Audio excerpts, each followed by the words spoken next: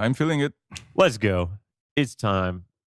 Back For another episode of what? of Unfiltered Copenhagen. That's our podcast It is. every Saturday Yeah, soon. or whenever we record it. Well, it's Saturday today. What's today's date? The 28th of October. Yeah, and there's something in the air for it.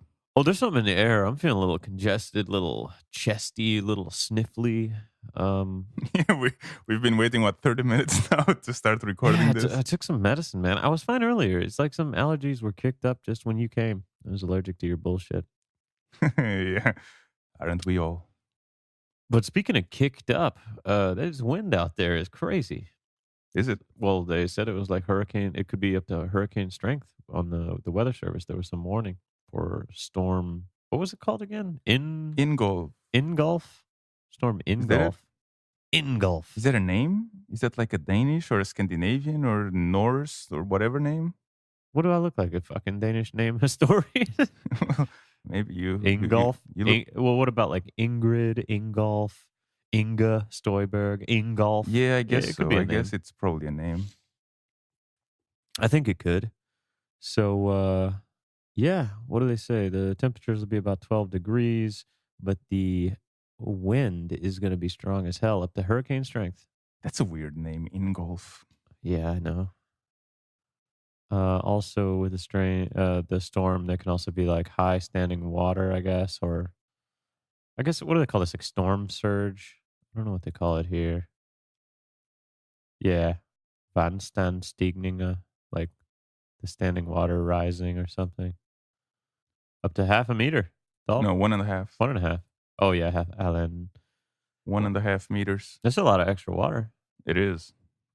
Fucking Ingolf. That's good. That Ingolf is gonna engulf some midgets at 1.5 meters. I see what you did there. Maybe that's what that name means. Like engulf, engulf. Which came first? That's the question. Uh, I mean, maybe the word engulf came because there was a guy called, or a girl, I don't know, called Ingolf that was very tall. Oh, I hate this name. I really don't. It's a weird name. I don't know. There's something about it that I just don't jive with. But you walked over here just a minute ago. How was the wind out there? Did you feel like it was not too bad? Really? Yeah, I don't think it was that bad. Don't I'm not really wearing that much stuff, you know? Yeah. And it's 13 degrees, I believe. Yeah. It's really not that bad. But at some point it started drizzling a little bit. That was weird. Do you agree that wind is like the hardest part of the Danish weather? Like when it's cold and like when it's shitty. Don't you think the wind is kind of the worst factor? Yeah, for sure. I mean, a lot of times it's actually quite the cold is quite tolerable if you don't have blasting wind on your face and on your whole body, cutting through your clothes and stuff. Yeah, and the wind is probably, but then again, that's what gives us all that renewable energy, right? All those windmills around. Renewable depression. Isn't Denmark one of the biggest producers of wind energy? So. Yeah, I think so. Absolutely. Wasn't there some island that was actually self-sufficient? What do you mean? Like here, or some Danish island that was 100% self-sufficient, and then the extra energy was actually sold to Germany or something, or even to continental Denmark. Well, anytime that there's like a really big storm, I think that often the wind generation is enough to basically power all the demand at that point, and then sometimes they go over. But that doesn't happen all the time. You know, that's just like in certain specific conditions. But sure, it was every time it happens. There's always an article like, "Oh, last Friday Denmark was like completely wind sufficient" or whatever. I think it was more than just one day, though. It was either like a month or a year or something like that. A year is probably too long. Yeah, I don't think it was a full year. Anyways. It's the future for renewable energies. Yeah. It's the future. Probably don't want too much solar out here. No. But aren't they making a solar farm like in Morocco or in the Sahara or something like that? Yeah, I think that should power all of Europe. Well, all of Europe. I don't know about. Maybe I haven't heard about that one, but I know that there's a lot of projects to make those huge sun concentrating solar arrays where they kind of focus all the beams onto the top of like a big salt, like a salt concentrator where they take molten salt and that's how they store the heat energy. Okay. It's like a battery, but it's like a physical battery of salt that they melt in the top of a tower or something. Oh wow, how does it work? So you concentrate heat from the sun into a specific spot. Yeah, well, there's a few different ways to store power, right? One of them is like a very physical one, which is to take water and basically store it higher up at a higher Mm-hmm. elevation, Yeah. so that then when it falls back down, you can either harvest it with like a paddle wheel that turns a Mm-hmm. generator or something like that. And then there's also like, for instance, you can boil water and keep it really hot, and then use that heat to generate, I don't know, steam or transfer it. Mm-hmm. And then also, I think liquefied salt or whatever. Salt has, I don't know what temperature it liquefies at, but they have some big concentrator where all these solar panels are in a giant ring around like a large tower that looks like the Eye of Sauron or something, and they all reflect the beam onto this kind of head of the boiling tower. And yeah, I guess they then melt down or liquefy the salt, and then all the heat that it stores, then they can use that, for instance, for creating steam to turn turbines or I don't know. Hmm. Interesting. But I haven't heard about the thing in Morocco. But I know there's big solar projects all over the world, and China's doing a lot of stuff with that too. So I don't know if it's exactly in Morocco, but it's in the Sahara because, well, it's a fucking desert yeah, a lot of sun there. and there's a lot of sun. Yeah, and also I don't know if it powers all of Europe or not. No, it might be fake news. It's just something I recall seeing. I might be missing a detail or two. Well, you know what's not fake news? What's not fake news for it? That October is dark and dreary. Yeah, it was the October with the least amount of sun in the last 16 years. Yeah, since 2001. We haven't seen so little sun in October since 2001, said Michael Sharling. We expect to reach only 71 sunshine hours for the month in total, and that's 31 sunshine hours less than normal. Damn. That's sad. Come on, Denmark. It's such a great month, October. Is it? Yeah. Why? Because I was born in it. Oh. Any other reasons? Oh, I'm sure I can. If you give me some time, I'm I mean, sure I it's can Halloween. think of some. Are you a big Halloween fan? No. You gonna dress up as something spooky? No, I never. It's not really a. It's not really a tradition in Portugal. I think maybe it could be becoming more of a tradition nowadays because of just, I don't know, some cultural, like American culture overtaking. Yeah. Or America local really customs. is great at that. Making a holiday out of nothing to basically. It's not out of nothing. Well, okay, but they make a holiday basically to sell shit. Like, yeah. I mean, seriously, Valentine's Day, dude. That's Is the it biggest. American as well? Was it America that started that? I think it feels like it's the most popular there. I don't know, man. It's a big scam to sell a lot of chocolate and flowers, dude. Yeah.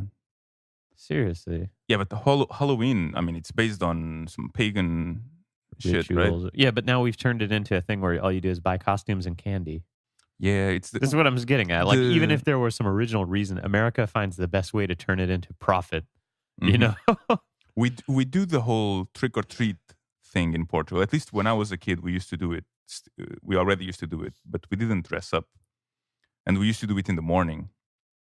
And that a lot of people, I remember, we annoyed a lot of people because we're kids. At 8 in the morning, we're up already. It's like, let's go get candy. So we're ringing at people's doorbell, door, kids like wake 8 up or 9 so in the fucking morning. Yeah, kids wake up on so a weekend, early, just asking for candy. And I remember some people who just leave like a bag outside and just say, "Please take just one and don't ring the fucking doorbell." Yeah, I gotta agree with that tactic. And we have like a, what do you call it? It's not a jingle, but it's like something you say, like trick or treat. We have something. It's because we call it bolinho, which literally just means like small cake. Okay. So it's like the day of the bolinho. And so there's this thing we say. It's like, ó tia dá bolinho, se não levas no focinho, or leva no focinho, which literally means a aunt or auntie or whatever, give us the small cake treats, the cakes, or else we'll hit you in the nose. Okay. And I guess it's our way of saying trick or treat. We don't do treats, we just fuck you up. I don't know. I don't know the origin of that. It rhymes. That's the thing. Yeah. Boy, that's And it's not nose. It's more like hit you I in don't the want to call it face. snout, but it's not nose because nose is nariz.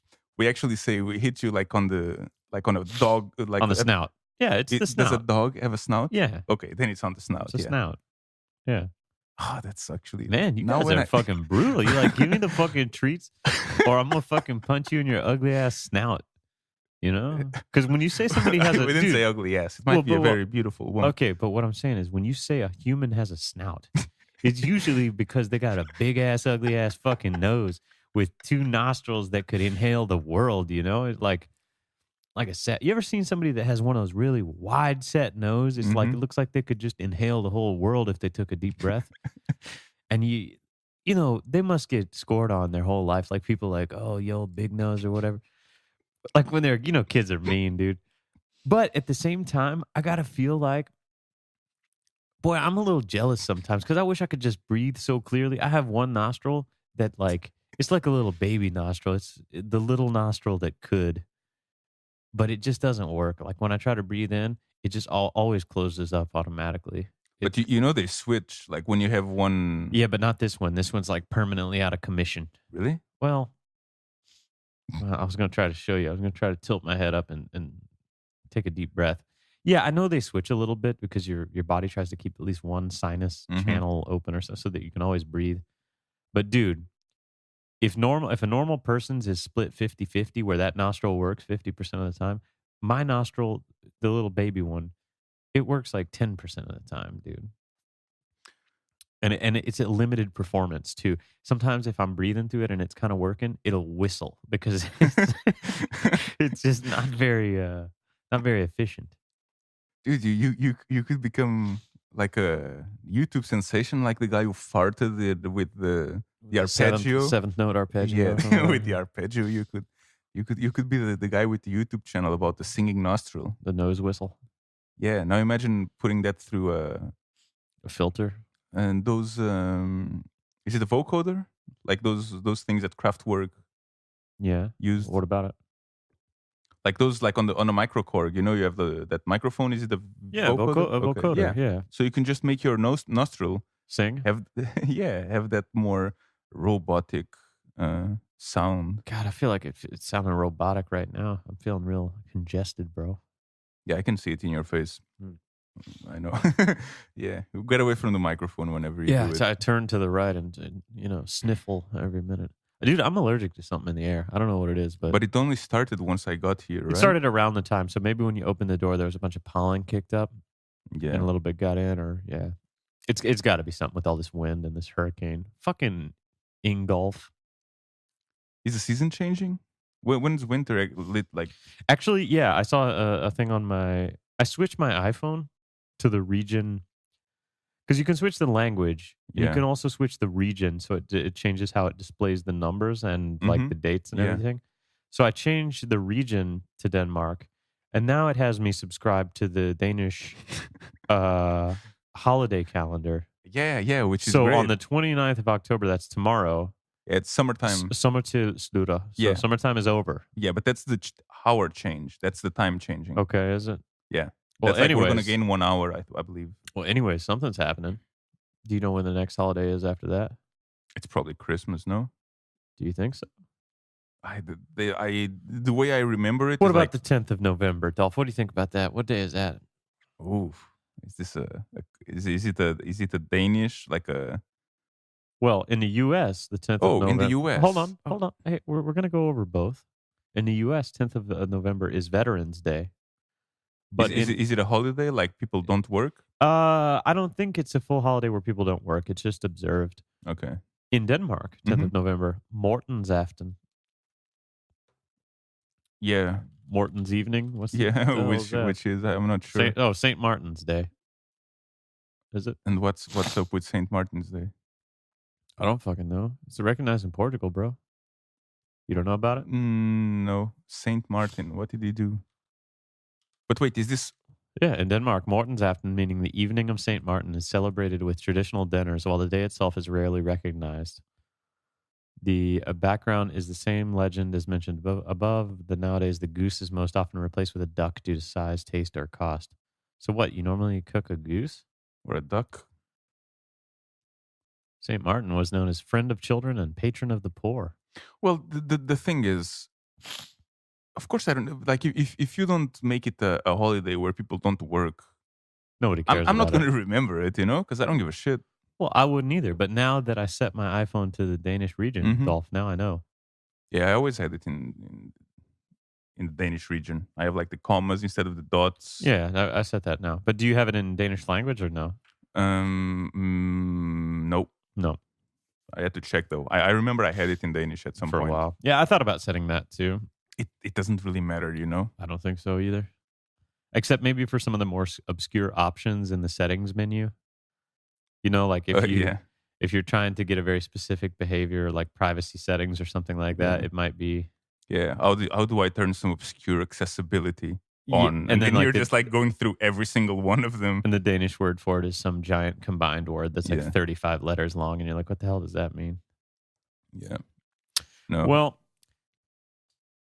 that's a little foray into. Speaking of iPhone settings, I told you about the thing last time to try to improve the performance in iOS 11. Did you keep it on? Yeah, the reduced motion? I have it on. Like, look at that. I'm just gonna. It's almost it fades. instant. It fades now. Well, I don't know if it's almost instant, but it fades instead of having all that motion. Yeah. To be honest, I don't know if it helped or not. Well, it probably helped a little bit, but it was not significant enough that I'm like, oh, this is so much better. I saw some posts. People saying that I think next Tuesday a new update's going to drop. It's like iOS 11, 11.1 beta 5 or whatever. But that will become, I guess, a GM. And people were saying that fixes all the problems that they've fucked up with iOS 11. Oh, but there's iOS a lot 11, of problems. Yeah, iOS 11 has been a nightmare update. Yeah. It really is kind of a giant pile of shit. But people are saying basically it finally fixed it. So I guess sometime this next week, probably we'll see an update that hopefully fixes all the lag and stupid issues that they introduced with this update. It's not even just lag. I can't remember exactly what it was, but every day I get annoyed at the fucking phone because of something that is not working as it should. Or like when it first updated and it's like you're on the metro and it's like, hey, why don't we turn on Do Not Disturb while driving? Did you get that? No. What? You didn't get a Do Not Disturb while driving prompt at one point? Because they basically iOS 11 featured a... Yeah, that if it senses that you're... If it thinks that you're driving, it won't let you get distracted. Mm-hmm. But it will ask you the first time, like, hey, do you want to turn this on? When the first time it detects you driving, which was when I was on the metro. I was like, dude, I'm good. Thanks for your concern.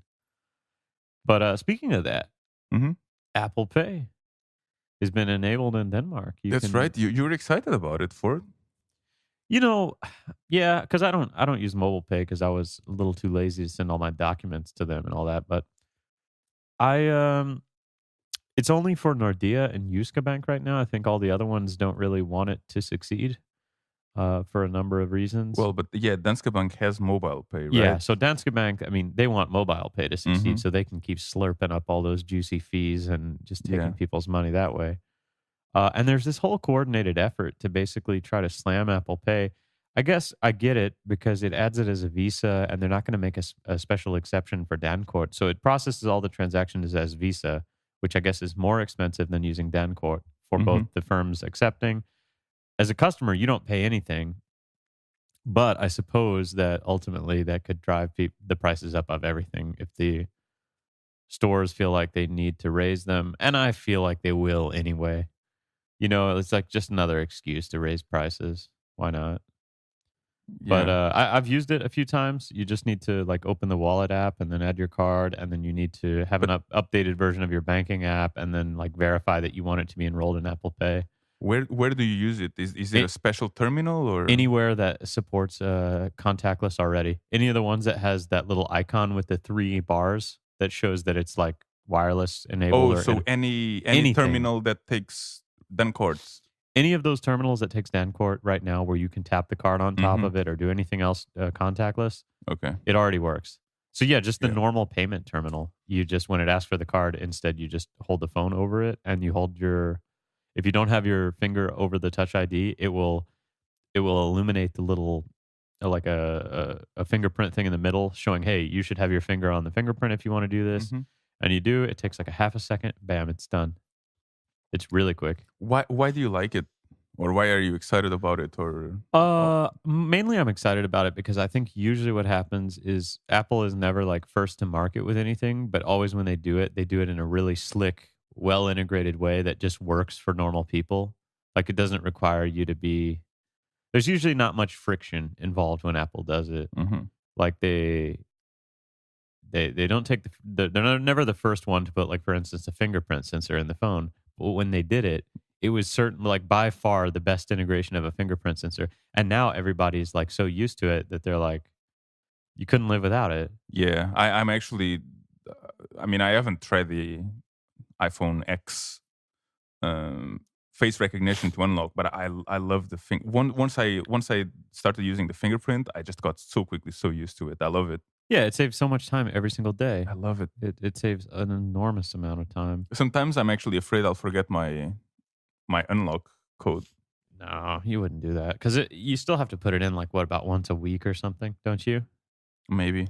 Because I think what happens is, first off, if you haven't interacted with the phone in more than like, I don't know, 8 or 12 hours or something, it makes you put the passcode in.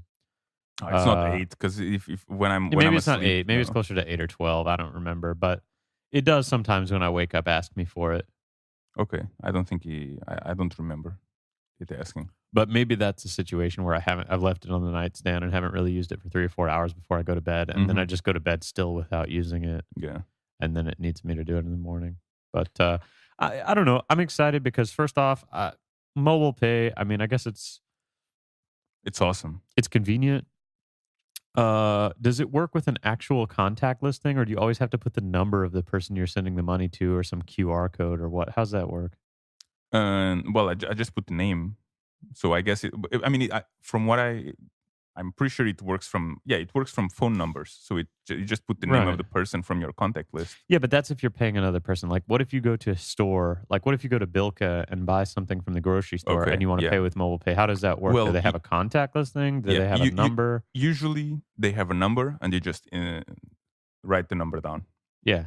There. So you just write the number as the recipient, and then you swipe, and you get the next screen. It identifies the merchant or the person. So then you know that you're sending the money to the right person. Yeah. Okay. Which is also an interesting thing because you can just type a random number and then swipe. Learn their info. Yeah. And if it's a valid number and that person has a mobile pay account, you'll be able to see that person's full name, basically. Wow, that's kind of creepy. Yeah. It's one of those things that's a big information leak. Yeah. Anyway.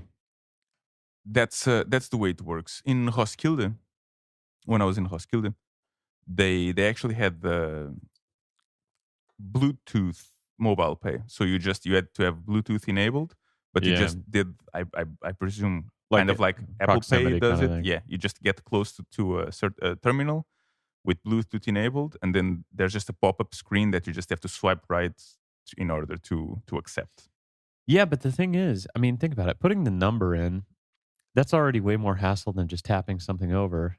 And having to have Bluetooth on. I never keep Bluetooth on because I think it kills my battery. Oh, yeah. I just turned it on if I wanted to use a terminal like that. But that's already more inconvenient. You know what I mean?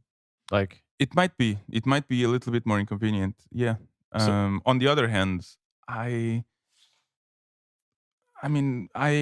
not crazy about giving Apple even more stuff. Power, money, fair enough, information, but your credit whatever. Your credit card's already in their shop anyway. I know, but Apple doesn't know when I'm buying a fläskesteg sandwich. Yeah, and they don't need to know. Besides, I always rather use cash for everything. I always carry cash with me. Yeah, go on. If you see me on the street, just rob me. But why do you say that Apple Pay shouldn't know, or Apple shouldn't know more about that? I mean, they have historically had a better privacy stance than anybody else in that business. Like if it was Google, okay, I get it. They're going to sell you to the highest bidder in a heartbeat. Yeah. You might have a point for it. I'm not crazy about having. A log of your location. already knows so much about me, you know. Yeah. Like I'd rather kind of disperse the people who know about me. I'd rather support this might be, I mean, of course, there's a lot more factors than just this, but I'd rather support a local company, even though it's a fucking bank. Yeah, banks are evil, than a foreign company. capitalist pig U.S. firm. I get it. But I like using cash. I always try to use cash whenever I can. You can track me. Maybe there's my fingerprints, but there's a lot of other fingerprints there as well. Well, the only thing that I think the idea of mobile pay is great, and I think that for most people, it's like, it works in so many different applications, right? Like because of the fact that you can just put a number, you don't even have to have Bluetooth or NFC. And the Bluetooth thing, I guess, is cool, except for the fact that I don't really always have Bluetooth on. But then I guess for phones that don't have NFC, people can do kind of semi-contactless payments. But those payments don't work with the regular terminal, do they? Which ones? Like the mobile pay payments. Those don't work with the regular Nets terminal. It's a mobile pay terminal, if I'm not mistaken. So that's annoying in that not all places are going to have that. Yeah, it's true. And second, the mobile pay app doesn't actually use NFC, which is like the super low energy contactless, like kind of always on, like you don't have to worry about it. So just from a technical perspective, I think that it's probably, Apple has done it better in that sense.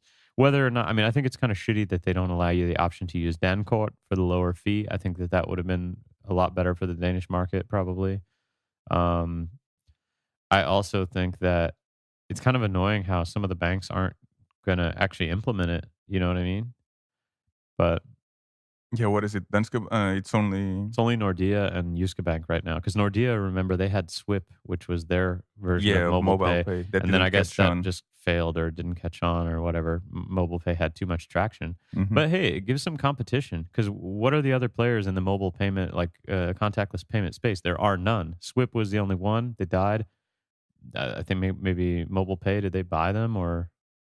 I don't know. But that's like a monopoly. Dude, in Denmark, mobile pay is like a monopoly for sure. So it's good to have some competition.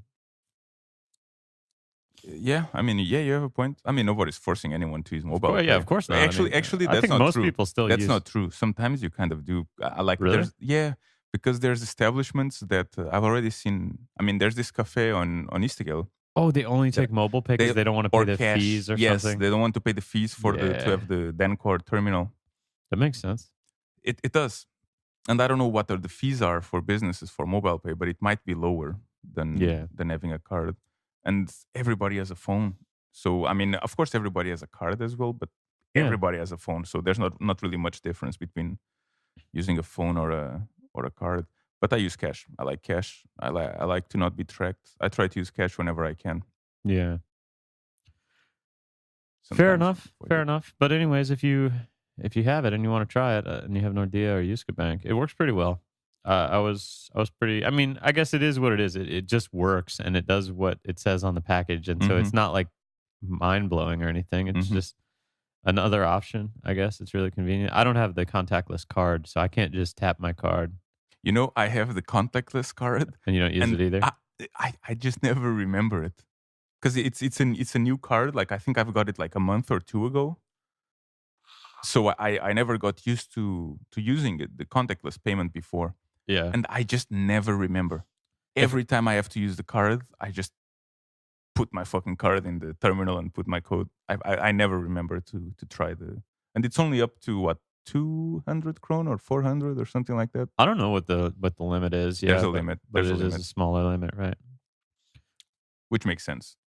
You don't want someone to steal your card and then all of a sudden they can use it to buy a TV without knowing the PIN code. Yeah. Well, that's the other cool thing about the Apple Pay is because you get the benefits of that one, but then you also have to have the Touch ID. So if somebody takes your phone, unless they have your fingerprint, they can't use it anyway. That's good.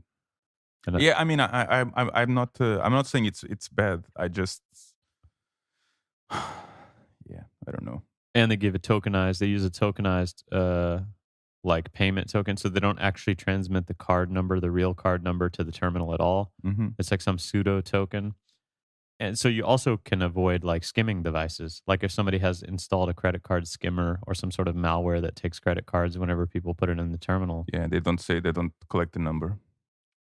Yeah, since it's only a token, like a one-time use token that relates to a card but doesn't actually contain the card info. It's more secure, in theory anyway. I don't know. I think it's cool stuff. We could go on There and you go. For on. does Apple pay you to say this? Do No, you get hell a new no. phone? Do you get an No, hell iPhone no. X that No. recognizes your face and unlocks auto magically? I wish, man. That thing looks pretty cool. I was also an Android fanboy for a period, and I realized that. Yeah, I remember when I first met you, you had an Android.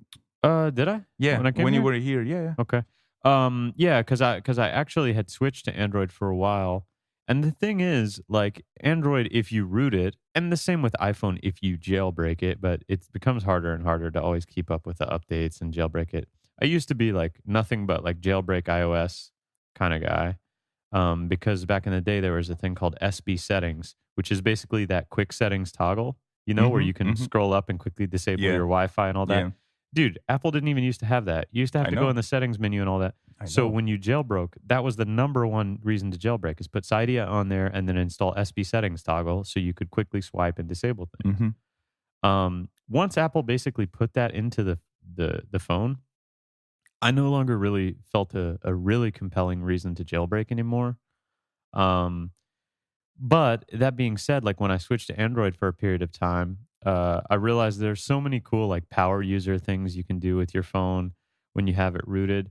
But at the end of the day, I was having problems where like my device would sometimes reboot or apps wouldn't work that well, or like I didn't like the keyboard as much, or just in daily use, like the phone felt more sluggish and not as snappy or something like that. So at the end of the day, like when I finally switched back to iOS, which wasn't my choice, I did kind of realize though that if all you want is a phone and you want it to be really good as being a fucking mobile phone, like good browser, can text well, like all the day-to-day things work really well on it, man, it's kind of hard to beat the iPhone. Like it just works. You can give it to your mom and she's going to figure it out. Like there's nothing too complicated about it. Yeah, maybe you can't do some power user shit on it either, but at the same time, if you want to do all that, you should probably have a laptop or a computer. Yeah. I've never had an Android. My first smartphone was an iPhone, one of the early ones, not the first one of the early ones, and I have to say I like it. I really like it. I have no desire. There's nothing in it that makes me say, "Fuck, this sucks. I don't want to use it because of this." Yeah. And I think all phones have gotten so amazing now that pretty much if you buy a modern smartphone, you're kind of You'll be good. Yeah. like you're going to be good. It's basically a personal preference, and probably a lot of it now for most people comes down to how involved they are in one of the ecosystems. Because I know one of our good Yeah. friends, I told him, hey, why don't you have you ever thought about switching for any reason? He's like, dude, I just have so many Android apps. Like I've paid for so many apps and Yeah. have all my data and stuff there. Yeah. For me, it's the other way around. Yeah. I've paid for a lot of Exactly. Apple apps. To be honest, a lot of them were games. Mm-hmm. So I don't even have them in my phone anymore because I've already finished them, or I got tired of them, or I needed space. Yeah. So I really don't think the apps are what makes me not change. But yeah, I mean, but I do think that, well, yeah, if I change, then if I ever want to, The keyboard is a big deal. Like some people, which one? Okay. go on. well, on Android, you can basically pick a lot of different keyboards and install a custom keyboard. But even then,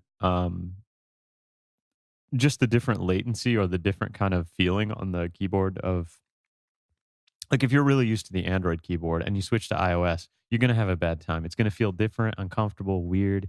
You're going to like mistype. And I think vice versa, you know? I never tried. And that's one of Android those phone. things that you use every single day on the phone is the keyboard. So if it's not, if you're not feeling it, then it's going to be a bad experience, But You know what? I've actually noticed recently, or at least it felt. I'm not saying the keyboard is worse, but I've noticed that I feel that I'm making more mistakes when typing. since iOS 11, or just in general, Just recently. I don't know if it's because iOS 11, dude, it did introduce some problems with the keyboard, like that Okay. whole animation thing. I think you can actually do this on your phone right now to prove the problem. If you open up Calculator and you have iOS 11, Mhm. and you try to type like a very quick set of arithmetic, let's say 2 + 3 + 3 or whatever, and hit equals really quick. Just do it very quickly. Mhm. What happens is as you hit 2 and that's entered. As you hit plus, the phone goes into an animation that kind of animates the pop out of the plus or whatever. And so you hit plus and that animation is still going and you hit another number again. Mm. the app developer for that core app didn't allow input to basically be buffered or still accepted while an animation is going. Mm-hmm. So you end up doing 2 plus 2 plus 3. And what happens is the second 2 gets canceled. So you get like, or that plus action is canceled. So you get 2 plus 23 or Mm-hmm. something like that. Yeah. And that also, I think, happens with the keyboard input. Like when I open Signal sometimes and start typing right away, it's like I feel, because the animation is still ongoing, the keyboard input is not yet working. Mm-hmm. And, then it causes me to basically type the first 3 letters of the thing I'm typing, which is completely ignored by the phone, and then start typing the rest of it. Yeah. So I like miss the start of words, or it's fucking annoying, man. I can't wait for them to fix What that shit. does I've had a problem where there's some latency, or like there's some the phone freezes for a second or two Uh-huh. when doing probably some animation or opening an app or Yep. something like that. I've had that as well. And but I'm already in the motion of typing, so I'm actually typing before the animation is finished, but it is buffered. Yeah. So then I see it's frozen, then you kind of start like the equivalent of smashing your keyboard with your, like you just kind of swipe all over, but it is buffering the movement. So when it unfreezes, when it comes back, I've just clicked, I don't know where, I'm always afraid that, I don't know, I'm going to send some weird message to the wrong person, or I'm going to, delete something by mistake. I don't know. I'm going to be furiously checking for updates on Tuesday or Wednesday or whatever it is they release them, because to be honest, with the disabled animation or reduced motion thing, it is a little better. But I still notice sometimes I'm like, what the fuck is my phone doing? Yeah. So I'll be glad that they fix it. But shit, man, we should have like a second podcast where we just talk about phones, and tech stuff. No, I think the phones is. I think I'm good with phones for now. Yeah, me too. How about some cannabis? Okay, let's go for it. That's a hot topic. On the meantime, can you lower the volume on my headphones a little bit? Yeah, is it too high for you, man? Yeah, maybe you're just too excited talking about stuff, and I'm like, okay, shit, man. All right, no, it's good. It's good. Is that better? Yeah, maybe a little bit. I'll give you a sign. All right. Danish companies gearing up for cannabis farming, Dolph. The parliament is closing in on a decision on growing cannabis in Denmark. I like the sound of it so far. As of the 1st of January 2018, it will be possible to obtain a receipt for medicinal cannabis, thanks to a broadly supported decision by Parliament last year. Now, a decision is being made on whether it can be grown in Denmark, and at least 13 companies have already applied for permission to grow cannabis. Well, of course it can be grown in Denmark. It's a fucking plant. Well, yeah, but maybe it can't be grown outdoors, or rather, maybe it can be grown outdoors, but it's just not going to be as potent as it could. But I mean, you can just grow it in a, how do you call it, like the indoors thing, hydroponic, or you can do a lot of ways, dude. Listen to this quote. Today it costs 2,000 to 6,000 crowns per patient per month to be prescribed medicinal cannabis, and we have a goal to at least half that. Dude, talk about, how about like 10 times reduction in that? Half is not even ambitious enough. Dude, it's a fucking plant you can grow in the soil. You can throw seeds in your backyard. I mean, I know everybody's going to argue, oh, it's medical, it needs to be very pure and all this. And fair enough. But I saw a Reddit post on /r/Denmark or something earlier this week where they were talking about this law and how doctors were telling patients that were prescribed medical cannabis to just basically buy it on your own or grow it in your own house. Like, don't go to the pharmacy for it, because the only product I think you can get from the pharmacy right now is a inhaled like nose spray where they basically, I don't know, purified down the THC and made it into some inhalable soluble format or something. And it cost 5,000 crowns for like one, I don't know, month worth of probably not even that much. Yeah.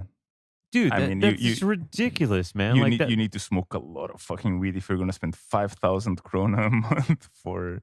And hey, I get that maybe you don't want to smoke something. So for instance, like vaporizing could be better, or the inhaling, or doing edibles or whatever. Yeah. But dude, this is like medical companies getting away with highway robbery for the price of this. This is a fucking plant. There's no patents on it.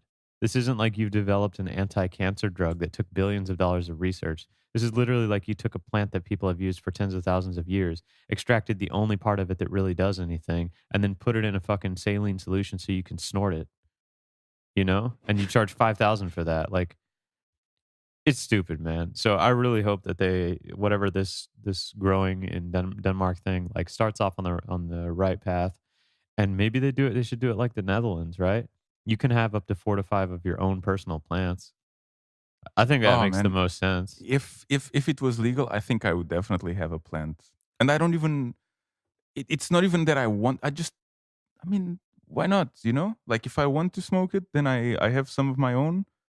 If I If don't, not, you then can you just do just give some it to your gardening. friends yeah. I mean, I think it would be good for me to actually have a plant that I care about. You know, maybe teach me how to care for other people instead of being so fucking selfish. You know, I don't know. It's training for having a kid. That's what I say. Yeah. I'll have a cannabis plant. First have a cannabis plant, then have a pet, and then have a Yeah. kid. Yeah, but a pet is too much responsibility. You know, a pet. I've thought about it, but it's too much fucking responsibility. Yeah. A plant, yeah. I mean, a plant is kind of okay.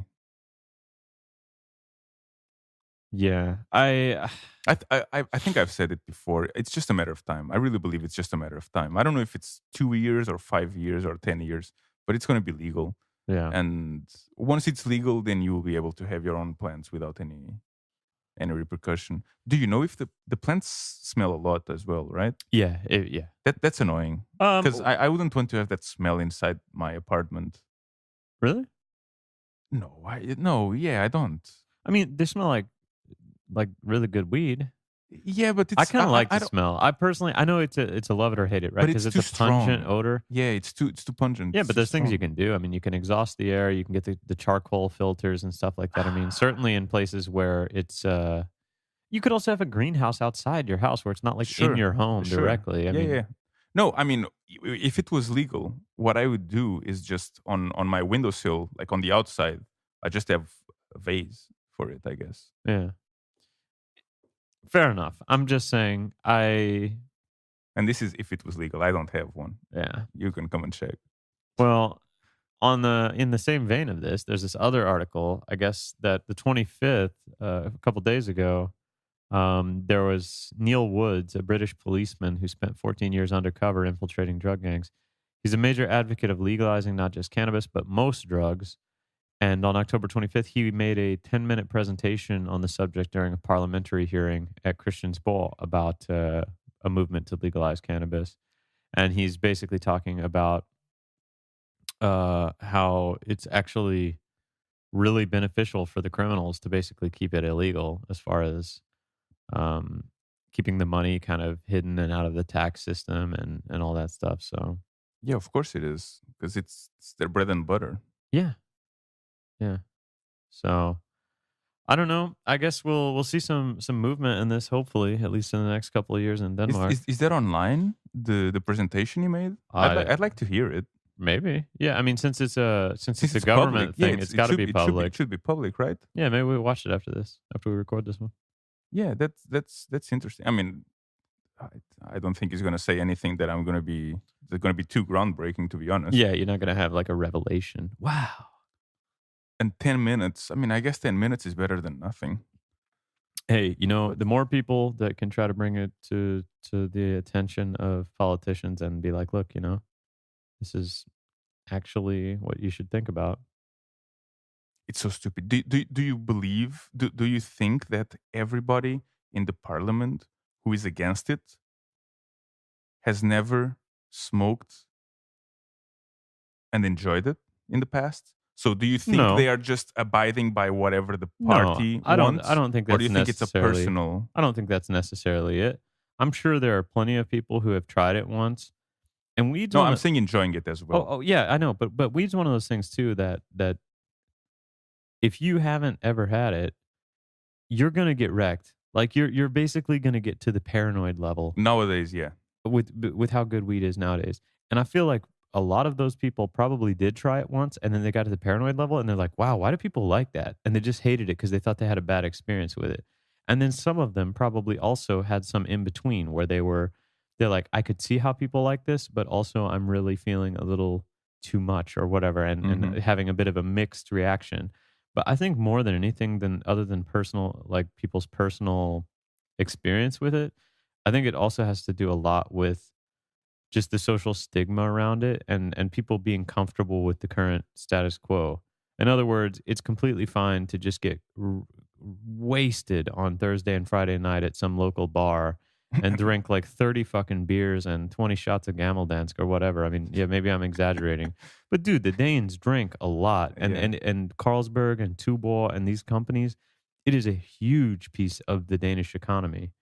And you can bet that, I mean, there's probably a lot of those people that hold shares of stuff. I don't know how that works in Denmark, but I mean, I'm sure that they have Carlsberg and Tuborg shares in their pension plans or Ooh, whatever, don't you think? it's a conspiracy then. That maybe. I Yeah, well, I mean, not only that, it's just might it's be. also a part of Danish life.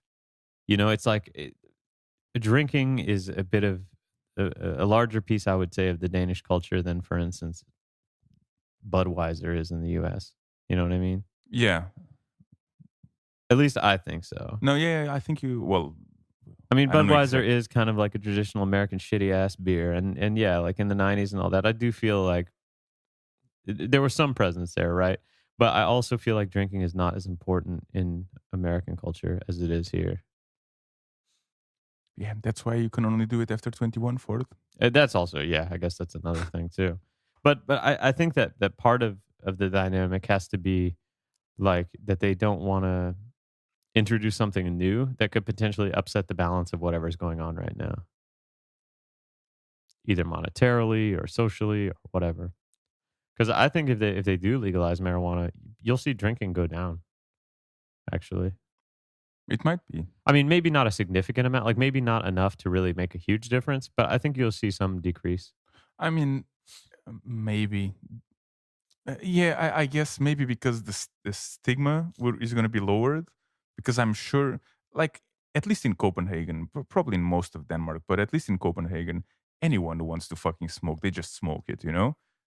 It's only the stigma really keeping Hmm. people away from it, because anyone can go to Christiania and just buy something and smoke in public in there.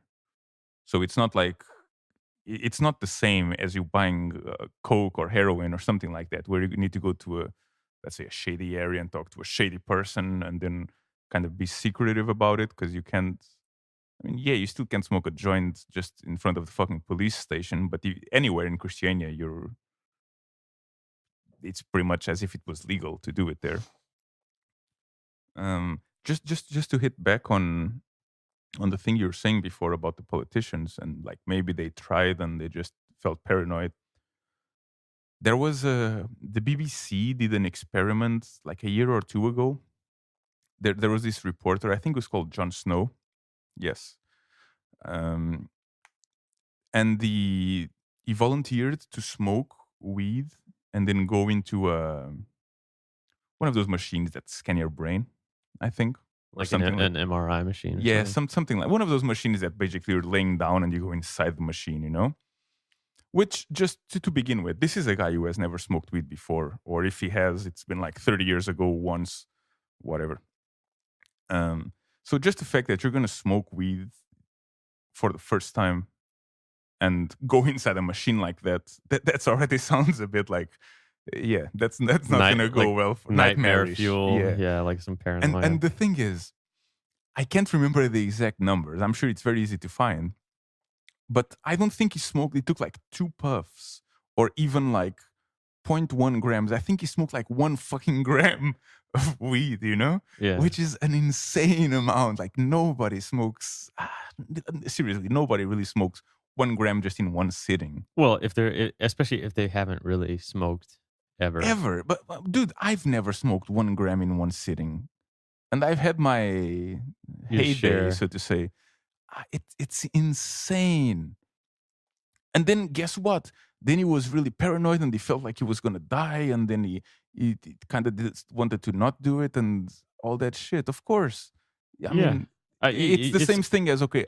it's overwhelming, right? Imagine if alcohol is not legal, and you want to do the same experiment with alcohol. You take like 20 shots and then you take 20 shots and then you wait like 30 minutes, like on an empty stomach, 20 shots, and then you wait 30 minutes. You're like, not going to feel very good. Yeah, and then it's like, oh no, this is bad. We can't allow the country to, or kids to have access to this. Yeah. It's fucking ridiculous. Yeah, I think people get really overwhelmed and self-aware, and especially nowadays, this weed is so strong nowadays. I personally, I think I've said this before, I really wish we could get some crappy weed. Yeah, there's that whole Cat Williams routine about how the weed is getting stronger every week. And every time you go to your dealer, he's like, oh, this new shit I got is called death. You know, it's like, dude, that doesn't even sound any good. You know, you mean I'm going to hit it and I'm going to die? And he's like, no, you're going to hit it and you're not going to be able to hear shit. Death. And, you know, like, dude, that whole routine is so funny because it really is true. Like, at least in my experience when I was still in the US, like when I was younger, people would always be so excited to tell you how much better the shit they have this time is than the shit they had last time. Be like, oh man, remember that what I gave you last time? This is some dang it's nothing. shit. This shit I got now, it's so dang, dude. I mean, I understand that. The thing is, it's gotten to a point where it didn't even need to be straight. You're like, hey, do you have anything weaker?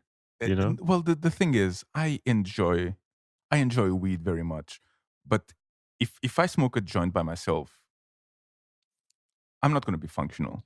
Like, I'm probably not going to want to go to be out in public or to talk to people that I don't know. You could if you had to. I can. But it wouldn't be comfortable. Like, that's not what you would choose. And this is if I smoke a joint all by myself. Yeah, like a solo. A pure one or what? Or with it doesn't matter. It doesn't matter. Okay. Either way. All right. The thing is, I for me to really smoke and be myself just a bit better and less I don't want to say less introverted, but more outgoing, to the point where you're feeling like some effects but more amount. Normal. Yeah, like the right balance. I'd probably take like 1 or 2 puffs max, and that's all you need. Yeah, but and I love smoking by myself.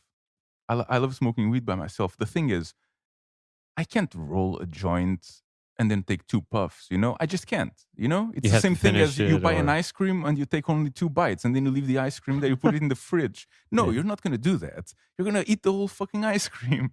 Yeah. And so it's the same thing. Like, I'm not going to make a joint that is like half a centimeter, you know? Yeah, take 2 puffs and be done with it. That's ridiculous. It's so there's just no good way. Also, I'd much rather not mix it with tobacco because I just want to avoid tobacco whenever I can. So we're talking about, I'd love to smoke a full joint, pure joint by myself. But that gets you to the perfect level. Oh, it's yeah, exactly. That gets me to the perfect level. And it's just not going to happen. Well, never say never. Shitty weed. Science, bro. No, yeah, I need some shitty weed. They're going to make some really low percentage THC stuff because they already do have strains like that are high CBD, because that's one of the most useful medical ones. Is like that Charlotte's Web and stuff that's a really high CBD content, low THC. Yeah, that's also the thing. That's the one that they give to those kids that have like seizures and different like neurological disorders. And you'll see videos of them being like acting just really bizarre and like obviously kind of suffering. And then they'll give them an inhaler or some sort of treatment with this Charlotte's Web, and they start to become really a lot more normal and calm and like function like a normal human being. It's pretty amazing. But CBD has been shown to have a lot of medical benefits. Come on, Denmark. Get your act together. Nobody wants to pay 5,000 crowns for a month worth of cannabis. It's too much. No, especially when you can just go to Christiania. And, well, I mean, I know not everybody lives in Copenhagen. That's what the doctors recommend. There was actually an article on /r/Denmark that was talking about one of the doctors told his patients that if they were on medical, that they should figure out another way to get it other than going to the pharmacy because the price is ridiculous. Yeah. So, I get it, man. There you go. Oh, we already talked about this one. The Apple Pay. Mm-hmm. We've already gone over that. How about PostNord? Numbers in the red. No shit. So they lost what? Nearly 171 million crowns? How do they lose money? Doesn't seem is it just people not using them, or what is it? Let's translate. In the third quarter, company lost 171 million crowns. Why is that? Let's see. Oh, but the chairman is... The loss is primarily due to a development in the part of the company operating on the Danish postal market. PostNord's chairman of the board says. We see a big loss on the letter stores we have in Denmark. That's what you're seeing in these accounts. And then now they're looking to the state to save PostNord. Dude, I'll tell you one reason. Maybe this doesn't tie with I'm gonna maybe enjoy this doesn't tie with the numbers Let me sit back directly. Yeah, get a bag of popcorn, whatever you need. Dude, PostNord sucks a fat dick in Denmark. Anytime you get a package, they say it's going to be delivered. It's never delivered on time. They leave a note saying they tried to deliver it. They never even came. Like, they didn't even bring the package. They don't knock on your door. There's been times, I've told you this, where basically it says, oh, this package is out for delivery today. I'm here all day long. Nobody ever comes to my door the whole day. And I'm like, it's not that I've missed it or whatever. Nobody has come. But that the bastard sneakily throws one of those, hey, we tried to deliver you a package in my mailbox, not like coming to my door. And you know why it is. It's because they're fucking lazy. It is because they're fucking lazy. So when you want to look at why you're losing 171 million crowns, how about you look at why you're fucking, your employees, their only job is to deliver fucking packages to people, and they can't do it correctly. And there's like no penalty for that. And you can look on reviews on, what's the site that everybody uses here? Trustpilot. There's Trustpilot reviews for PostNord and Post Denmark, and you can see complaints on like the Denmark subreddit about Post Denmark, PostNord, whatever. The fucking mail service here sucks. And I thought you couldn't get much worse than the US one. I'm so happy when people use like DHL or any of those other shipping providers. GPS? GPS? No, GPS. What the fuck is that? GLP. No, GLS. GLS. Yeah. GLS Package Shop and DHL and stuff. Yeah, because with GLS, I mean, you those dudes are here early in the morning, man. Like, your package is out for delivery. You get the update on your phone. It's like 12 minutes later, the guy's at your door with the package. He's doing it, man. Yeah, but the thing is, what I like about them is that I don't even have it delivered at home. Yeah, I have it like they have a lot of small cafes and stuff like that are just let's say delivery spots. Mm-hmm. Package shop. Yeah, and you can choose. And those places are usually open much later than the post office is, for example, or there's fewer people there. Yeah. So I just have it delivered there, and then I just go pick it up because it's right next to where I live. Yeah. I really like it. Yeah. You know, go on. First. Well, they say in Denmark, the letter volumes have fallen by 15 to 20% from month to month. It's a massive decline. So people are sending less, I guess, physical letters. Well, no shit. There's email nowadays and stuff like that. But also, I mean, I think that the package stuff is probably their biggest revenue stream because of that, right? I mean, I'm just fucking guessing. I could be completely wrong. But when you're not really sending that many regular letters anymore, and the profit ratio on those probably isn't as high as on packages, then you should really focus on being good at the one thing that's probably going to make you money, which is delivering packages. And that's what's so frustrating, is because they sit here and complain, oh, we're losing money, this market is so bad, and blah, blah, blah. And if at least I felt like they gave good service, I could maybe get behind this. But when I see from my own personal experience that they suck at their job, it doesn't really give me much of a, like, oh, poor them, you know? Yeah, that's, what a shame for them. It's like they're not even fucking trying, it seems. So... What do you think, Ford? I just had this either brilliant or terrible idea. An epiphany of what if we have all the delivery men wearing a helmet cam? Yeah, that's kind of streamed online, you know. So at least you would know, like, because you would know with your package when it's out for delivery. Yeah, then you can actually see the helmet cam online. Then you actually know if they came to your place or not to deliver it. I don't know if the helmet cam or some sort of body cam is really the answer, but certainly they seem to need more accountability, right? Because it seems to be a pretty common thing that what happens is in the morning, those guys need to load up all the packages and letters they need to take for the day on their certain route. And I feel like what happens is they like look and they're like, oh, damn, there's some packages here that are kind of big or bulky or heavy, and they're delivered to an address where I know I have to go up to the 4th floor for this guy and stuff. And it happens in the U.S. too with UPS, although I think it's a lot less. But guys that are coming for the day, they actually basically intentionally kind of forget that, I'm putting air quotes around this that you probably can't see, but they forget a package to load it on the truck because they genuinely don't want to take it and have to be hassled delivering it. And they might be off the next day. So the next guy that runs that route is going to have to take it, and it'll be like, oh, sorry, we're out for delivery today. And then they give you the note that they tried to deliver it, but they didn't. They didn't even load it on the fucking truck. Otherwise, they would have just brought it to you. So there's some accountability problem. Either the guys aren't getting paid enough, the managers aren't keeping track of what they're doing and making sure that those things are getting delivered.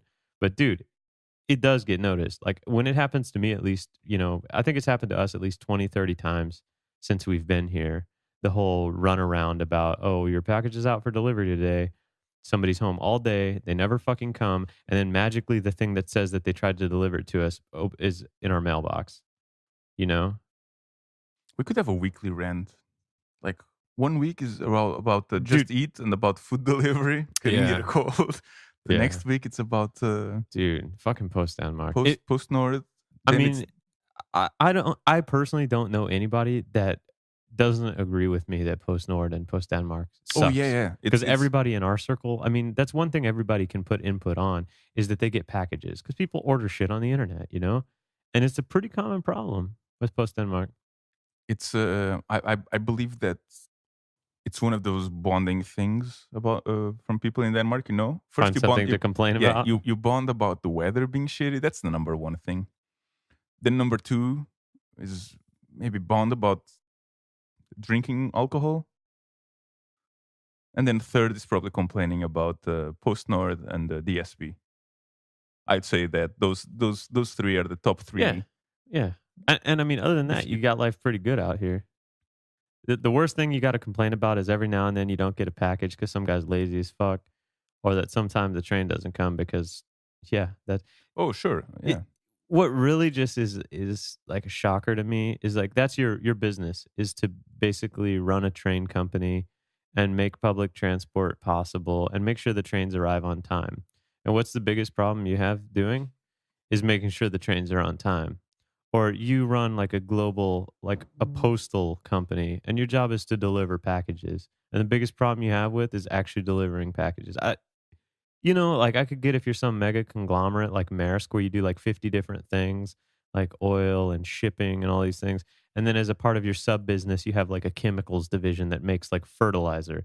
I could get that maybe you're not great at making fertilizer because that's just like a sub unit of your business. But when your core mission is to deliver packages and make sure the trains are on time and you can't do that, it's clearly there's some mismanagement or some problem with the corporate culture at those companies. And you got to hold them accountable. You can't lose like 200 million crowns in a quarter and then just blame it on the fact that people are sending less letters. You got to innovate, dude. What do you think is the solution for it? Uh, More companies? Less traditional mail. Everything's converting to electronic anyway. So the only thing that needs a physical presence is packages. And you probably need to open more of those little packer boxes where they can, just like you said, you like to have it delivered to the GLS packer shop where you can go pick it up at your convenience. If I had an option more often, I would have them deliver it to we have one of those like Post Denmark packer box things up at Fields Mall, which is pretty close to us. And so, I mean, honestly, then why don't you use it? If they're shitty at delivering it because it's not always an option. Because it's only like sometimes they will choose to do it. And then sometimes on the order, you can choose to select it, but they still don't always honor it. So you can't use it kind of like a PO box, just having its own address. You can set up something so that you're in the system as like preferential. Anything going to your address is delivered to the box instead. But people have told me that it's really inconsistent. Even if you're set up like that, it doesn't always mean that it's going to go to the box. Well, yeah, but it's better than never going to the box, right? Well, is it though? I mean, if it's going to be so inconsistent that you can't be sure which one is going to happen and stuff like that, it's a little annoying to be like, well, which one is it going to be this time? Should I have to wait at home, or am I going to just expect that it's going to be in a box? And yeah, maybe you missed the package because they tried to deliver it to you at home and you thought it was going to be in the box. And so, yeah, there you go. Now they sent it back to the country it came from and you got to wait another 3 weeks to get it. All right, for it. I don't know. Maybe they could do more with that. Maybe they could do that more with automation, like drones and stuff. I know Amazon's working on some stuff too. Hell, Amazon has a new service where you can put a little like a thing on your door that contains a key to your house, and Mm-hmm. the employee that's delivering it can unlock it with like an electronic Yeah, I one-time saw thing, that. unlock your door and set package inside your Yeah. house, and then lock it up and leave. No, I'll pick it up at the post office the next day. You know, I'll wait an extra day. No, Yeah. thank you, dude. Now that you mentioned drones, I mean, yeah, of course, there's a possibility that in a few years we're just gonna see drones flying all over, Yeah. delivering packages. So the other day at work, we were just in the roof. Yeah. I can't remember if you were there or not, but a few of us were in the roof, and we just see a drone flying around because somebody was taking pictures of the area, like of the building, because I don't know if it was I think they maybe were checking if the roofs, like the real tiles and in the roof and stuff Oh, like see that, the if they were condition. damaged, yeah, and Because assessing if they've they been need to doing be a lot of repaired. work on the building we work at, Yeah. replacing the windows and elevators Hmm. and doing work on the heating system. And anyway, they had a drone flying just around, and it wasn't even that aggressively, it was just buzzing and standing still and then moving half a meter to the side and taking more pictures. I was so creeped out. I was so fucking creeped out by seeing a drone that close to me. And it wasn't even that close, it was maybe like 20, 30 meters away. Yeah. I was so fucking Just creeped knowing out, that you're on candid camera. it's not even just that. It's just it's unnatural. It's it's a fucking robot. Yeah. It probably doesn't help that most sci-fi movies that are made are about like all this apocalyptic or post-apocalyptic world and shit like Like an that. So evil AI yeah, that's out to there's kill never a humans. sci-fi movie that is made where it's just everything is fine and dandy, kind of like the Jetsons. There's no fucking Jetsons movie where everything is nice in the future. Yeah. It's always like there's the fucking Blade Runner, which I have seen it. I can talk about it. Um, but there's always shit going wrong. A dystopian Which, future. yeah, exactly, dystopian. That's the word I was missing. And me seeing that fucking drone there, even though I knew that I could see the guy controlling it It- down at the ground. But it creeped you out still. Holy shit, I was so creeped out. I and I don't know. I guess it's one of the signs that I'm getting old. It's Yeah. like technology Kids on my is lawn shaking their technology is, fist. is starting to, I mean, I understand it and I'm not against it at all. It's just made me feel a bit uneasy, even though I knew that it was perfectly safe. Well, there was also that news that Nordea Bank, I think yesterday or the day before yesterday, they announced that they laid off 4,000 employees. And they're going to expect, like, in the next, within the next years, basically, you're going to get bank service from a robotic AI teller named Nora. Oh, And so they're going to get rid of a lot of human resources and just replace it with AI. And I mean, honestly, whether you like it or not, that's probably the way that everything is moving. yeah, for So, I sure. mean, PostNord and stuff, I mean, maybe they could do some innovation. I mean, clearly what they're doing right now is not working. So they need to try new ways of delivering things and new ways of new business models and things like that. Surely they can't just be a dinosaur that just dies because they couldn't figure something out. But I guess we'll see. How do you feel about that? What about the The coming AI Nora. revolution and the Well, robotic stuff? just let's one step at a time. Just about Nora. How do you feel about Nora? Uh, I'm interested to see how it works.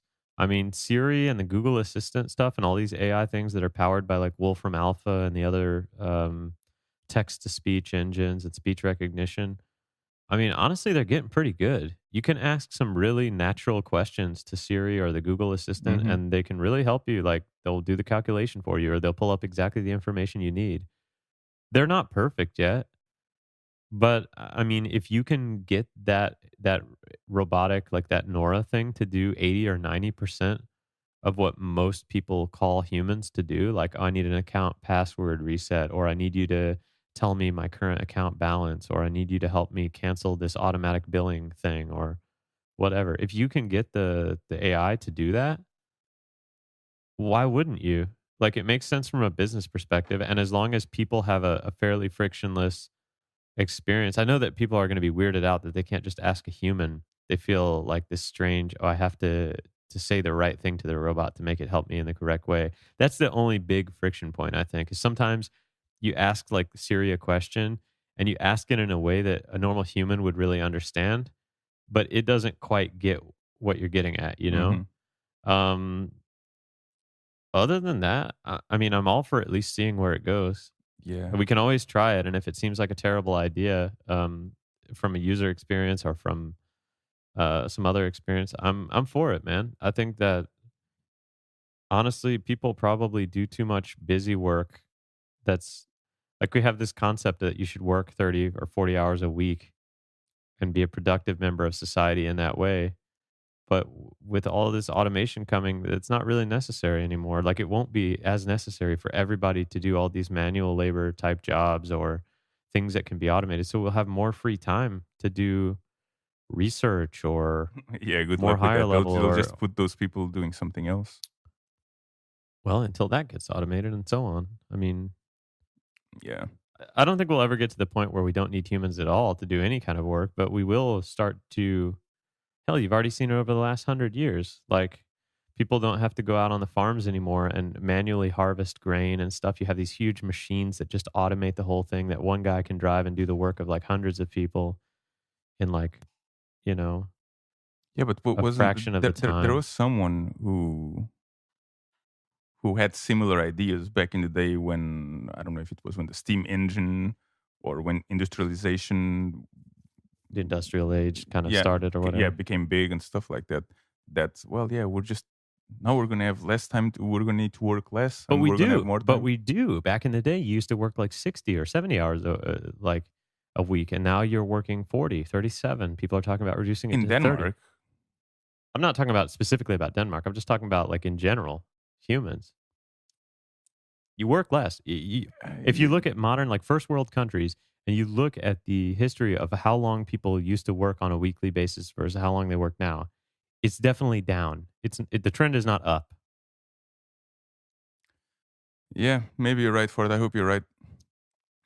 It takes time. It's not an Um, overnight thing where you just switch on a button and then everybody doesn't work anymore. It just gradually becomes less and less until it's at a point where, yeah, like I said, I don't think it'll be completely eliminated. I don't know. It not sucks this for soon. all those 4,000 people that lost their jobs at Nordea. Especially to Yeah, feel like probably they were replaced by a fucking robot. yeah. I mean, I I'm kind of excited about it. Like on this specific instance, for example, Yeah. like I know there must be a lot of people like this because I felt like this at times that that I just I'm not crazy about talking on the phone with strangers. Yeah. You know, there's always a bit of, I don't want to say anxiety, but there's always a bit of Social pressure. yeah, like that's why I'd much rather, for example, if I have to order food, I'd much rather order food like on Just Eat or online where I'm just interacting with the system rather than with a person, you know? Then when you're with a person, you're like, I want this, and then you're thinking, oh, what if? They're No, wait, silently judging you. let me think. No, maybe I want. Oh, come on, don't let me think. Let me just, I just choose the fucking thing online, and it's Yeah. then I don't have the time pressure of ordering. There's no problems of miscommunication, especially in a country like Denmark, Yeah. where I mean, I speak the language, but I still like, especially if you order food from someone who is not a someone speaking a very clear, almost like TV, like Danish. Danish, or There can be they have some a misunderstanding. thick accent, you know, Yeah. and then you just kind of don't understand them very well, and then you don't want to ask, could you repeat that 3 times in a row, because then you feel embarrassed and you end up ordering something completely different than what you wanted. They're silently judging you because It you hasn't ordered 5 orders of onion rings, you know? yeah, it hasn't happened to me, but But I I mean, don't know. And with something like this, like an AI like this, is not going to have a bad day, you know, because people have bad days, and maybe one day, maybe the person's mom died and she couldn't take the day off, yeah. and she's taking orders or doing customer support while being in this really negative mood.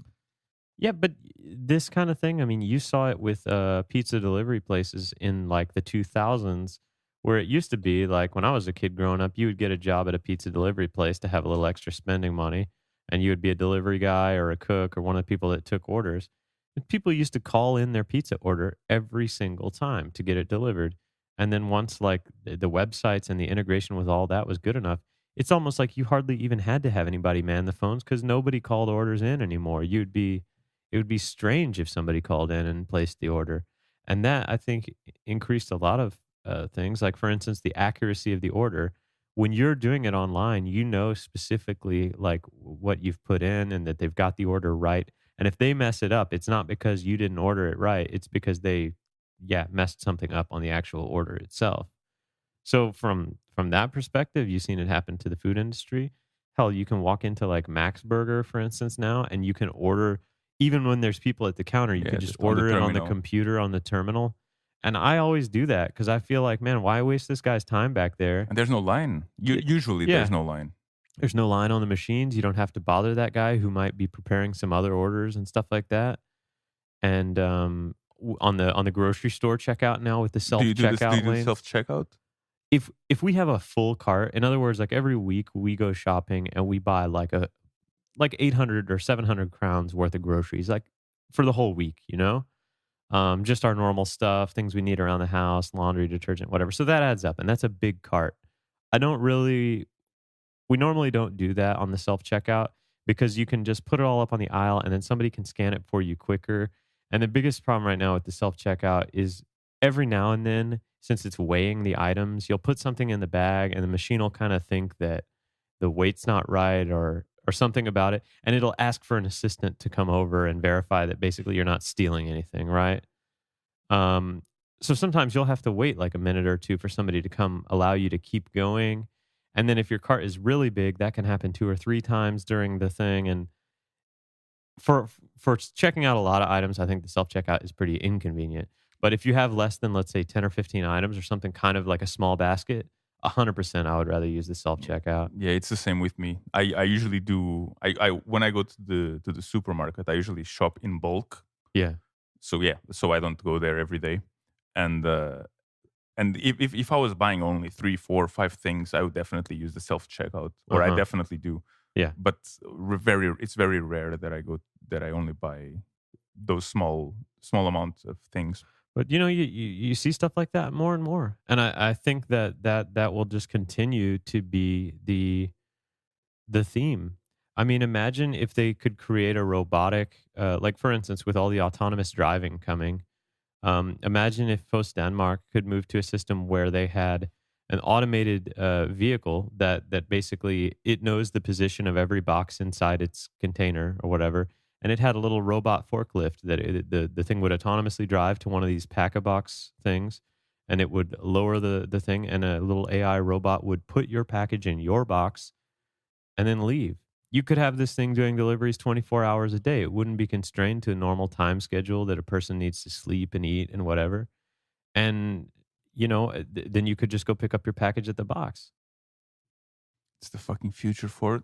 Dude, they should hire me, Be the chief technical officer of PostNord. You're like the not the Danish, because you're not Danish, but you're like the closest thing to Elon Musk here here in Denmark. Well, that's Peter Madsen. We haven't heard anything, though. He's got no more stories. I think he's kind of been quiet. Yeah. I think he knows. We need to find other things to talk about in the podcast, I guess, like that's right. DSB and the. Well, speaking about, hold on. Go ahead. There's just something that reminded me of with the self checkout. Last time I was in Portugal, I was I went to the supermarket with my dad for some reason, and when we were waiting in line, and there was a self checkout, and I was just like, "Hey, don't you want to use a self checkout?" And my dad. My dad is more and more becoming like this grumpy old man. I think he was always been a bit grumpy, but with age, he's not getting any better. Yeah. And so he sees self checkout as like a kind of a scam, because it's like, oh yeah, the supermarket just wants us to do their work for them, like yeah, it's just like he doesn't see it as the convenience that you have. He sees it as the inconvenience and that you have to do it. Yeah. Well, I mean, I get that too, but if you think about it, if the place can save enough money theoretically, if they weren't a scumbag company, they could start to turn and pass that savings on to you, you know? Hmm. Whereas maybe initially that won't happen. It's just like pure profit for them. But as more and more people get on board with self checkout and their costs are lower, then they could start to reduce their prices so that they draw more customers. And it's ultimately like, it's your decision. Do you want to pay the higher price and have a human deal with you and coddle you the whole way through the checkout lane or whatever? Or do you want to just be able to do it yourself and pay a lower price? I would probably at times pay a small charge, a There, small fee, just to have someone. look, man, there's one thing that I miss about the US and the shopping experience is that when you go to the grocery store in the US, like HEB and stuff like that, you bring a giant cart, you put all your stuff down on the conveyor belt, they scan it and they bag it for you Yeah, that's true. and they put it in the cart for you. And even they will often, Drive the if you cart. want, they Yeah, will push the cart out to your car for you, and they will help you load your groceries in your car. I mean, it's like do the full service, and you don't really pay any extra for that. you don't tip them? You could. I mean, a lot of them, I guess, will kind of expect a little bit of a tip. I honestly, we never had anybody like, we never had anybody push the cart out to our car, really. Like, we're able bodied enough to where if you've already bagged them all for us and put them all in the cart for us, like, we can handle that last step. And of course, here we bag all our own groceries and carry them home and whatever. It is what it is. But I do miss how fucking convenient it was. I mean, I would pay Yeah. like, I would probably pay like 10 or 20 crowns extra to just have them bag all my shit up for me. Can you imagine for it? Like they taking stuff out of the cart. You pay with Apple Pay. You like. There's gonna be a point where you don't even need to do anything. You know, you just Yeah. go to the grocery store. Yeah. You point, and it will detect what you're pointing at, and it's gonna drag it onto your cart that you're not pushing.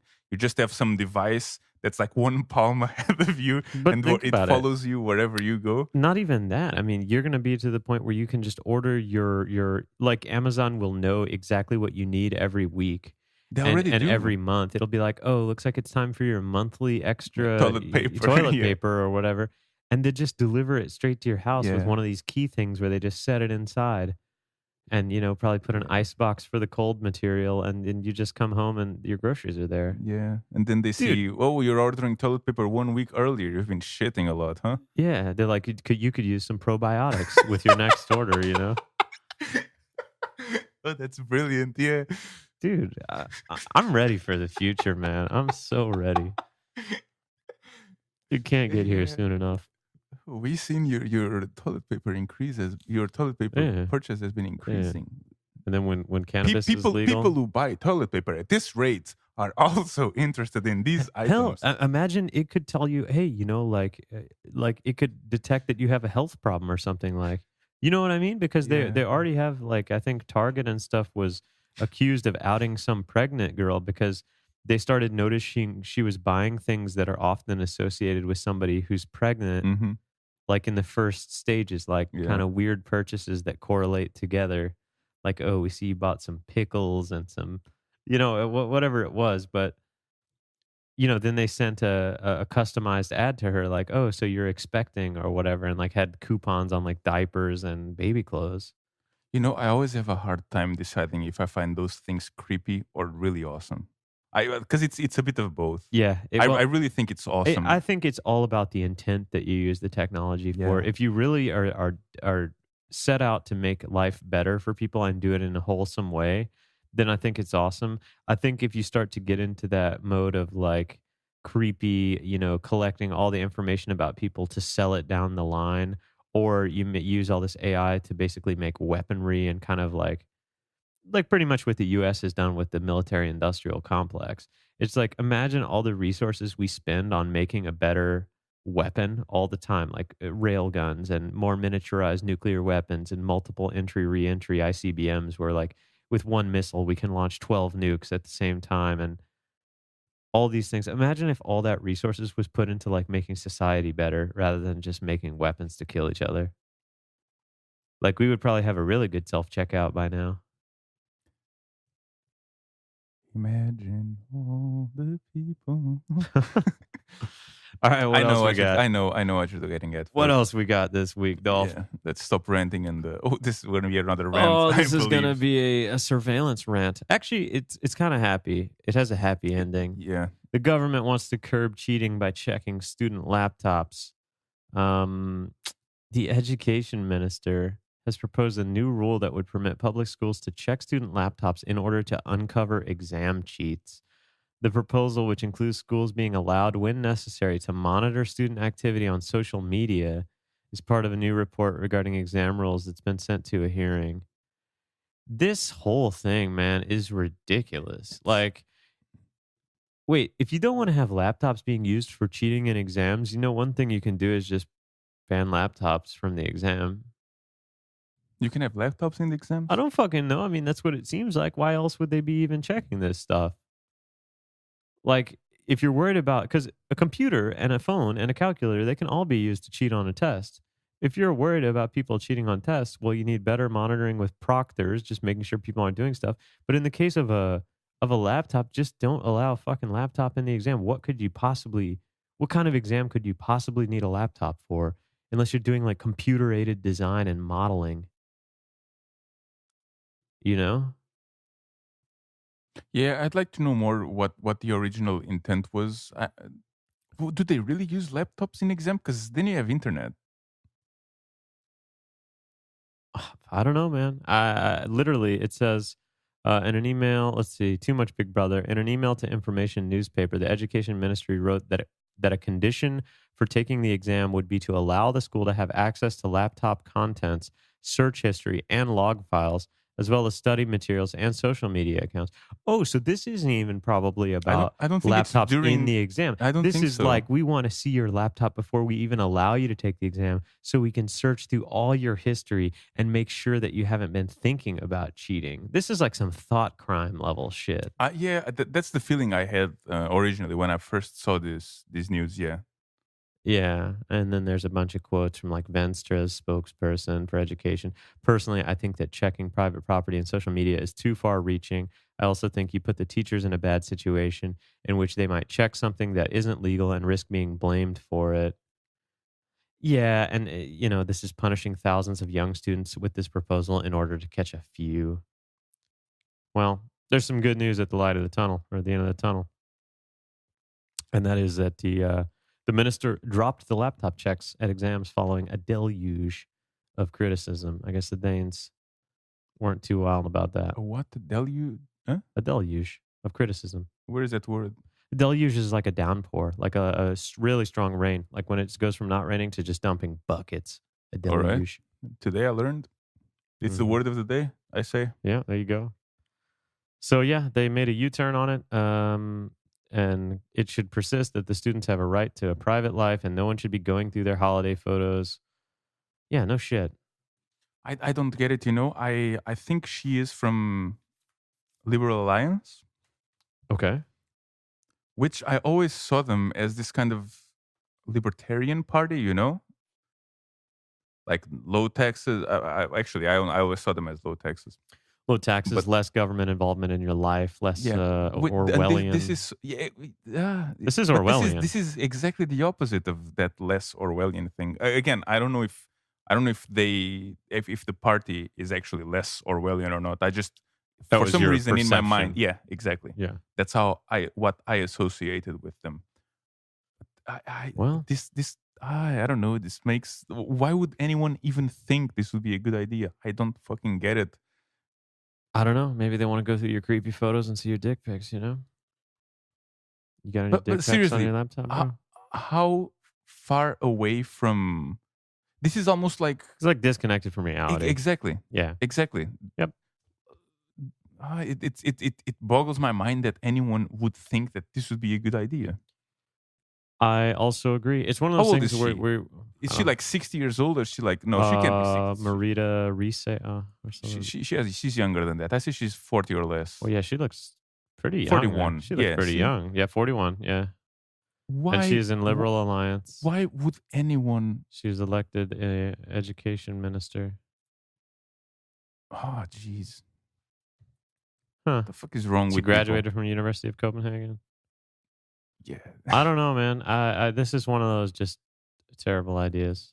Well, at least she's made a U-turn on it. Sometimes you make a bad choice, and Yeah, then and at least you gotta I admit liked that it was that wrong. she had a quote there that What? what That was the quote? it should persist that they have a right to private life, and no one should go through their things. It should persist that the students have a right to private life and no one should be going through their holiday photos. When the Institute of Human Rights, the students, and a number of parties condemn the proposal, I need to listen to them. Yeah, At least that sounds good. I don't know if that's actually, if that's just PR piece. exactly, Yeah. exactly. It could be, but I mean, but at least it sounds good. Sure, if you see complaints, then yeah, just rethink your approach and exactly. probably just axe this one. How many days did it take from? Not many. I think the original article was like October 24th, and then the one where she made a U-turn October 26th. It was like 1 or 2 days. Yeah. Oh, but I think I heard about it on Monday or Tuesday. Okay, but then 4 or 5 days. I mean, it's a pretty quick U-turn. Yeah, it was within a week for sure. Yeah. Yeah.